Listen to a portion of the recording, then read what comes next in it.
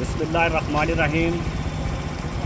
मेरा नाम मनीर हुसैन है जनाब। असा मल्ला F3 ने नाल रहने असना बिजली राती नहीं साड़ी बिजली 5 बजे नहीं ट्रांसफार्मर राती ना उड्डे जनाब साड़ा महकमा बरकत ने ऐसी बेगैरती और बेहयाई वो कर रहे हैं जनाब कि सुबह ने असें 40 दफ़ा उन्हें आख्या जी अद्धे घंटे लाने अद्धे घंटे लाने अद्धे घंटे असें घर में ना पानी है ना बिजली है। असें बच्चे गर्मी ना बिल बुलाई है जनाब असनी मोहबाना गुजारिश है जनाब कि फाइनली महकमे ने फिर कोर्ट जनाब दसिया जाए और असा ट्रांसफार्मर बिजली साड़ी बहाल की जाए जनाब साड़ा यही मुतालबा जनाब का।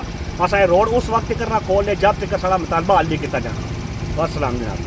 असें बिजली ने फोन करने ये आखन लगे जी अद्धा घंटा दियो सवेरे इंतजार करने सारे छोटे बच्चे फैमिली नाल सारा कुछ है तो नहीं समझने ना सुनने असें तू रोड बंद करी ओड़ी चुनी नहीं चुनी 8 बजे ने बिजली बंद है जनाब। बार बार इन्हें बिजली लिए फोन कर गए ये अपने हनी मोहन को पिंबर बना गया को बरनाला बना गया अख्तियारात सारे इन्हों को जनाब असा बहुत तंग हाँ तो लिहाजा इतना महल्ले ने बंदे जो लैंड मैन लैंड सुपरिटेंडेंट ने ट्रांसफर किया जाए।